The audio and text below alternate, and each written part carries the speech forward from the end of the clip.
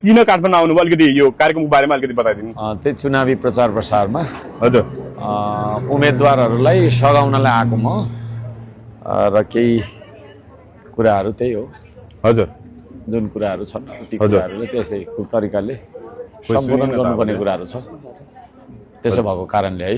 हजुर आजको सहभागिताले तपाईहरुलाई कतिको ऊर्जा मिलेको छ? 10,000 को उपस्थितिमा आज कार्यक्रम गर्नुभयो। हजुर कतिको उत्साहित हुनुहुन्छ? अब निर्वाचनको सम्मुखमा भव्य सभा गर्नुभयो तपाईको आफ्नो निर्वाचन क्षेत्रमा, त्यसले कतिको ऊर्जा उत्साह मिलेको छ तपाईलाई? एकदम धेरै, एकदम धेरै। हजुर एकदम धेरै उत्साहित छु। हजुर के छ आकलन के छ? अब निर्वाचनको सम्मुखमा हुनुहुन्छ, तपाईले त बहुमत ल्याउँछ भनिराख्नु भएको छ, तर परिणाम अब 21 गतेपछि नै थाहा होला।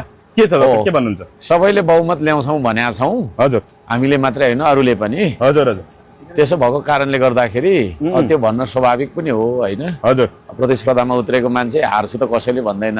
हजुर हजुर तर बहुमत ल्याउनु पर्ने पार्टी चाहिँ श्रम संस्कृति पार्टी हो हैन। स्वदेशी विचारबाट उठेको, स्वदेशी माटो बोकेर हिँडेको हो हैन। स्वदेशी अर्थतन्त्र र स्वाधीनतामा विश्वास गर्ने एकदमै तपाईको चाहिँ नेपाली जनताको दुःख, नेपाली जनताको जीवनलाई बुझेको र एकदमै मुखरित पार्टी हो यो।